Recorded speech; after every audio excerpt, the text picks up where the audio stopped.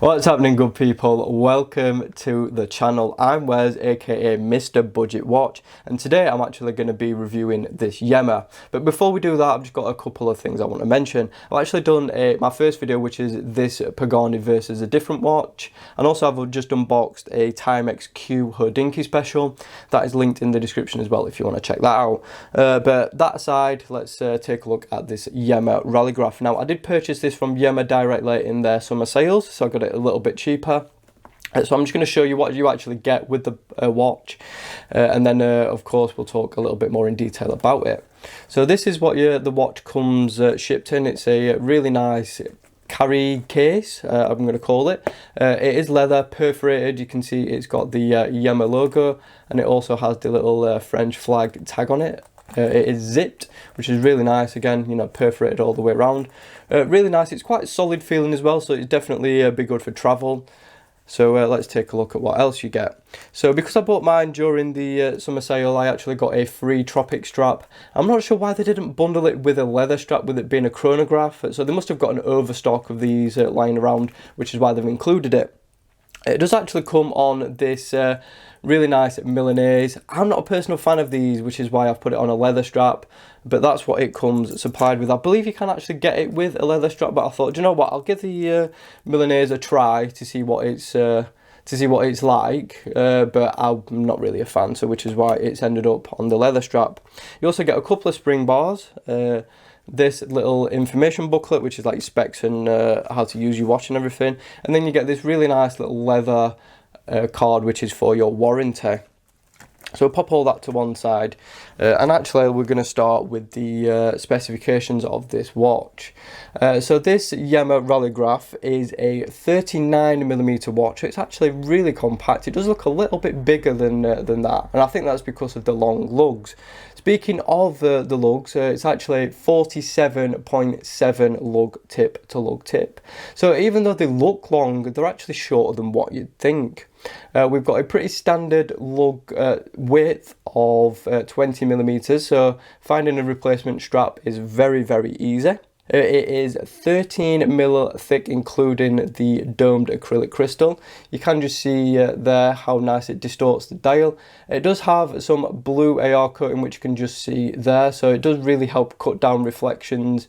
Makes it really legible outdoors, which is really, really nice. And like I said, I just really love how it plays with the dial and distorts it. The case is high polished all the way throughout. Not my favourite finish. I actually thought it was brushed and high polish, but that was my mistake. So it is 360. Now, we've already mentioned that dome crystal. We have 100 meters of water resistance, which is actually quite impressive for a chronograph. It weighs 112 gram on the Milanese strap, and the watch body weighs 52 gram. So that is the specs out of the way. So let's talk about the design and build. And we're going to start off with the tack bezel first. And I believe this is an aluminium bezel. I could be wrong. I'll correct myself if I'm wrong on the screen so you can actually see that. But you can see it's black with the silver printing on it, which is a really nice contrast. I wish there was a white actually, just to tie it all in, but they've gone with silver instead, which I still think looks nice because it sort of matches the finish of the lugs and also the chronograph pushers. Moving on to the inside, you can see we've got a printed minute track and then little indices. Now those indices are loomed, which I will talk about in a moment. You can see we've got the typical Panda style with two sub dials. So we've got a 60-minute and then of course we've got your 24-hour as well. Printed under the 12 o'clock we have the Yema logo, Yema branding and Rallygraf. And then above the 6 o'clock, which we have a little date window, which is quite hard to see actually because it's really small. It says France, and we've got a little racing flag. At this side, we've got two chronograph pushes. So the top one actually activates the chronograph. You can just see the chronograph hand is a red tipped one, and then your main hands are just fence post style, which are loom filled. So the top pusher activates it and also stops it. And then you press the bottom pusher and that actually springs it back into place. The pushers are all high polish, and you can see the crown is signed. It is embossed with the Yema logo. So like I mentioned already, the case is fully high polished 316L steel though, which is always nice to see. And the watch, even though it's only 52 gram, it actually feels really quite dense and solid and well put together. So I'm definitely a fan of how well built this watch, but I do have a little problem with QC. Now, I was not expecting this with it being a Yema, but actually, if I pop the pictures up now, you can see that the chronograph hand doesn't line up properly with the 12 o'clock position. A little bit annoying in my opinion.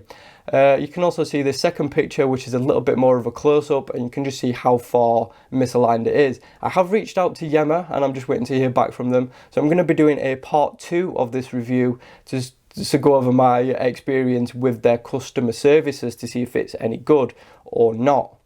And that'll be like my final verdict of the whole experience. So definitely a bit of a shame that I've got a QC issue with this one. So yeah, a little bit disappointing because I really do love this watch. I love the style, I love how well it's made, and I just think it's such a beautiful watch. It's just let down by a little minor QC issue. Hopefully they'll replace it or give me a refund and I'll send it back, and I'll just have to order another one. I don't actually know yet. I'm not 100% sure what's happening. Spinning it round to the back, you can see we've got a large area of high polish. The case back is screwed down, which is nice to see. We've got some engraved specifications all the way around, and then this really nicely decorated case back with the Yema logo, and then all these embellishments around it. I think it's really nice and well done. I just wish the case back was brushed, as I do the rest of the case, but obviously a brushed case back wouldn't really look that nice with a fully polished case. So yeah, so that's all that out of the way. Really impressive build quality apart from the QC issue. You know, all the crown feels good, the pushes and everything feel really good. So yeah, definitely good there. So let's just pop that to one side and we'll just have a quick look at this Milanese. So this is the one that comes standard with the watch. And you can see it's just a pretty standard Milanese, really nice and flexible. You can see the actual attachment part is brushed. And then we'll have a look at the second longer side. You can see again it's brushed. We've got that Yema branding on it. And that is how it all attaches together. But yeah, I'm just not a fan of these bracelets to be fair. I don't know why. I'm just not a fan of how they look on watches. But this one is a good example, I will admit. It's really comfortable. I just didn't like how it looked on the watch. So next up, we're just going to talk a little bit about in use, and we've already covered that in part with the chronograph pushes working really well. The action's really nice, they feel really solid, they don't feel like spongy or horrible, which is always nice.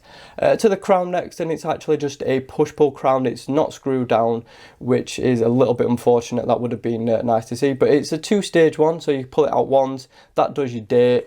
So you can just see, if I camera will focus, that date window is quite hard to see, but you know, if I give it a little twist, you can see it does change and it is a quick set date.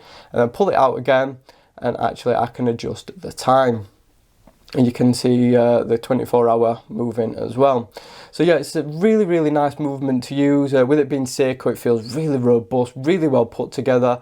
The movement is so smooth in action. It's really quick to adjust the time. There's no horrible feedback to it. So yeah, it's definitely a good, solid feeling movement. I wish it was mechanical though, but then that would have probably drove the price up more than what I could afford, unfortunately.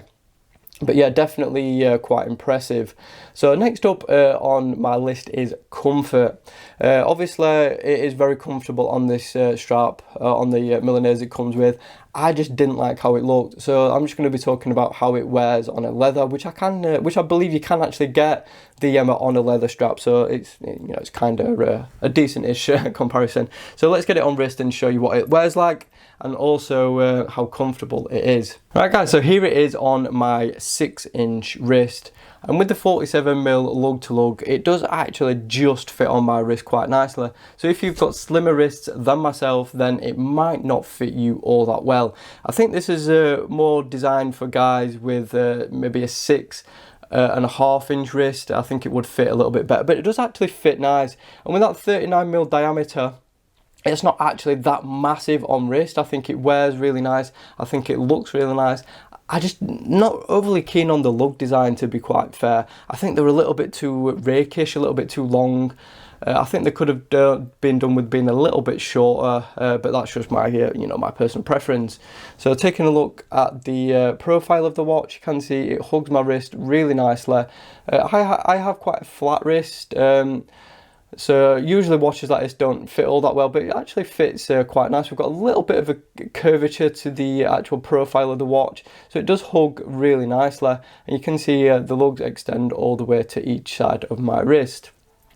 So yeah, it's a very, very comfortable watch head. I think it's really well designed, quite ergonomic, and it's really, really comfortable to wear. Also, it's it's really comfortable on the Milanese as well, because it's so flexible. It really conforms nicely to your wrist. And I think it'd be a good companion if you do like those straps. I'm not, like I said, a fan of them. I think I definitely prefer it on this leather strap. And on this leather strap, it is really comfortable, but this is a comfortable strap as well. The lugs help bring it down really nicely. It conforms well. And again, the watch body is, so well designed, so ergonomic, and it just fits absolutely perfect. It is so comfortable to wear. And because it's not overly heavy either, it just wears that much better on wrist. So definitely impressive there. So next up, we're going to talk about the Lume. So the Yema does have Lume, so it's got Lume tans, and it's got a little bit of Lume in between those indices which are applied, and they've got a little metal border around them, which I think looks really nice. But the Lume itself is not that good, to be honest. I thought it was going to be a little bit better. I think it's using a C3 compound, which is a green Lume.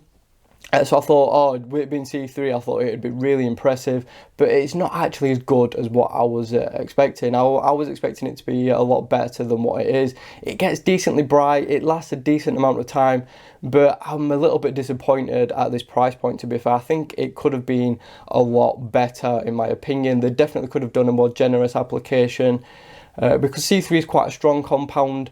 It's just the application that isn't enough. There's not enough of it to make it bright and last as long as it should. A little bit of a shame, in my opinion. It's definitely not up to par with the price point of this watch. So next up is the movement, and this is a meca-quartz. It's a Seiko VK64. It's a 0 dew movement. It has negative to plus 20 seconds accuracy per month, and it is keeping time absolutely fantastic. It's bang on with my phone, so very, very impressive there. It uses an SR936SW battery if you need to swap it out. But yeah, the movement, I've already covered that in a little bit of detail, but it's really smooth, really robust feeling. And with it being a Seiko, it's probably going to last a long time. Would have been nice if, like I said, if this was a mechanical watch, but that would have drove the price up, another couple of £100 on top of it. But I think they should do a mechanical version of this as well. Maybe using the Seagull ST19 movement. I think that would be really nice to see that in one of these watches. I know some other chronographs use it, and I think Yema, could as well. I think it'd, be really, really nice to see a fully mechanical one from them. So yeah, Seiko movement, definitely a big plus for me. I just wish it was mechanical though, but then again, that would drive the price up a lot. So now we get on to my final thoughts and the verdict. What do I think of this watch? Well, it's a bit of a love-hate relationship, to be quite honest. It's £255 at the minute, which is around $350. So the pricing, I think, is reasonably fair, because obviously it's a Yema, and that does carry a bit of weight as well. But I think with the QC issues and with the weak Lume, I'm inclined to say that it's probably not worth it. I mean, luckily I got it in the sale, so I paid a little bit less. I paid £230 for it. So that is definitely a better price point for this. I think £255 might be a little bit pushing it. If the Lume was stronger, then yeah, I'd definitely say it's worth it. And also that QC issue, a little bit of a shame. I know it's like, 1 in 1,000 or so that it happens to. So I'm not sure if it's like a widespread common issue. And again, I'm doing a part 2 of this review, and we're going to see how Yema reacts to what I've shown them, and if they can actually sort it out for me. And then that will obviously change my opinion about Yema as a business, because at the minute, again, I love the brand, but you know, this is kind of putting a little bit of a tarnish on it. But anyway, that is pretty much it for this one. Is it worth its 255 price tag? If it didn't have QC issues, I would say yeah, but because mine has QC issues, I'm going to say no for now, but we'll see how Yema looks to resolve that. So that is pretty much it for this one. Don't forget to subscribe for, you know, more content like with the comparison I did. I've got more reviews. You can just see one peeking to the side there. So that's coming soon. So yeah, that is pretty much it. Thank you for watching, and I'll see you very soon.